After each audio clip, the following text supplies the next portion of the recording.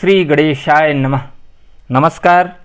एक बार पुनः आप सभी का आपके अपने चैनल धर्म शिक्षक में हार्दिक स्वागत है। भारत में मनाए जाने वाले प्रमुख त्योहारों में एक जगन्नाथ रथ यात्रा है। इस पर्व का मुख्य आयोजन उड़ीसा के पुरी में होता है। यहाँ भगवान जगन्नाथ का जगन्नाथपुरी मंदिर है, जो कि भारत के 4 धामों में से एक है। वर्तमान मंदिर 800 वर्ष से अधिक प्राचीन है। पुरी के साथ ही देश के अन्य शहरों में भी रथ यात्रा बड़े धूमधाम से निकाली जाती है। पंचांग अनुसार हर साल आषाढ़ महीने के शुक्ल पक्ष की द्वितीया तिथि को रथ यात्रा का पर्व मनाया जाता है। इस साल यह पर्व मंगलवार 20 जून 2023 को मनाया जाएगा। रथ यात्रा पर्व से धार्मिक और पौराणिक कथाएं व मान्यताएं जुड़ी हुई हैं। आइए आज के इस वीडियो में हम जानते हैं और आनंद लेते हैं जगन्नाथ रथ यात्रा से जुड़ी अनूठी परंपराओं के बारे में। रथ यात्रा के शुरू होने से पहले भी कुछ परंपरा निभाई जाती हैं। ज्येष्ठ माह की पूर्णिमा तिथि पर जगन्नाथ जी, बलभद्र जी और सुभद्रा जी को 108 घड़ों के जल से स्नान कराया जाता है, जिसे सहस्त्रधारा स्नान कहते हैं। मान्यता है कि 108 घड़ों के ठंडे जल से स्नान से जगन्नाथ जी, बलभद्र जी और सुभद्रा जी बीमार हो जाते हैं।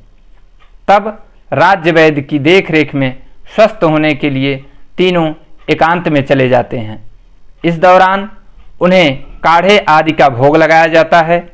इस समय भक्त इनका दर्शन नहीं कर पाते हैं और भक्तों को दर्शन के लिए उनकी छवि दिखाई जाती है।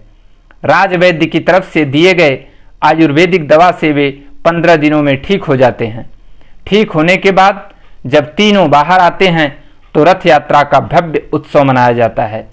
इस यात्रा में भगवान श्री कृष्ण जगन्नाथ रूप, उनके बड़े भाई बलराम और उनकी बहन देवी सुभद्रा की पूजा की जाती है।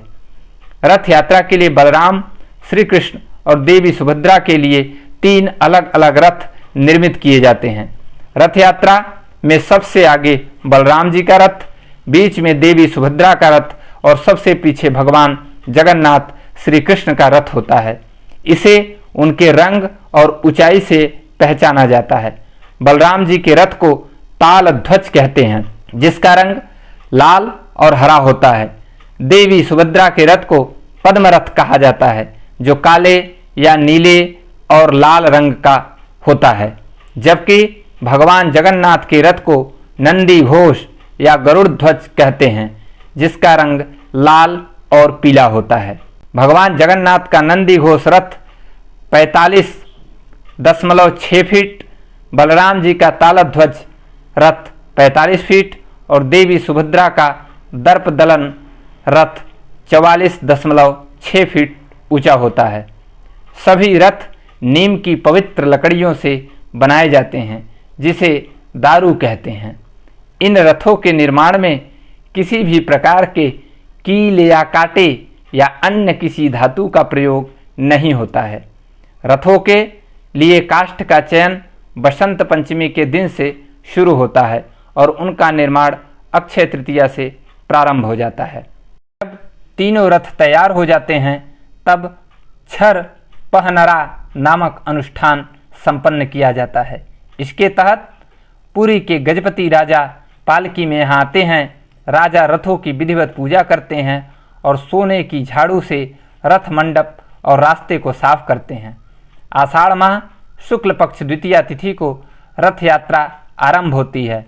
ढोल, नगाड़ों और शंख ध्वनि के बीच भक्तगण इन रथों को खींचते हैं। कहते हैं, जिन्हें रथ खींचने का अवसर प्राप्त होता है वह महाभाग्यवान, मोक्ष प्राप्त करने वाला माना जाता है।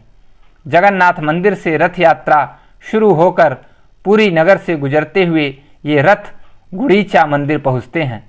यहाँ भगवान जगन्नाथ, बलभद्र और देवी सुभद्रा 7 दिनों के लिए विश्राम करते हैं। गुड़ीचा मंदिर में भगवान जगन्नाथ के दर्शन को आड़प दर्शन कहा जाता है। गुड़ीचा मंदिर को गुड़ीचा बाड़ी भी कहते हैं, जो भगवान की मौसी का घर है। मान्यता है कि यहीं देव शिल्पी विश्वकर्मा ने भगवान जगन्नाथ, बलभद्र और देवी की प्रतिमाओं का निर्माण किया था। रथ यात्रा के तीसरे दिन यानी पंचमी तिथि को देवी लक्ष्मी भगवान जगन्नाथ को ढूंढते हुए यहाँ आती हैं, तब द्वैतापति दरवाजा बंद कर देते हैं। देवी लक्ष्मी रुष्ट होकर रथ का पहिया तोड़ देती हैं। देवी लक्ष्मी हेरा गोहिरी शाहीपुरी नामक एक मोहल्ले जहाँ देवी का मंदिर है वहाँ लौट जाती हैं। भगवान जगन्नाथ द्वारा रुष्ट देवी लक्ष्मी को मनाने की परंपरा भी है। यह मान मनोबल संवादों के माध्यम से आयोजित किया जाता है। आषाढ़ माह के 10वें दिन सभी रथ पुनः मुख्य मंदिर की ओर प्रस्थान करते हैं। रथों की वापसी की इस यात्रा की रस्म को बहुड़ा यात्रा कहते हैं। जगन्नाथ मंदिर वापस पहुंचने के बाद भी सभी प्रतिमाएं रथ में ही रहती हैं। देवी देवताओं के लिए मंदिर के द्वार अगले दिन एकादशी को खोले जाते हैं। तब विधिवत स्नान करवाकर वैदिक मंत्रोच्चार के बीच देव विग्रहों को पुनः प्रतिष्ठित किया जाता है। तो ये थी सामान्य जानकारी भगवान जगन्नाथ की रथ यात्रा के बारे में। उम्मीद है आप सभी को यह जानकारी अवश्य पसंद आई होगी।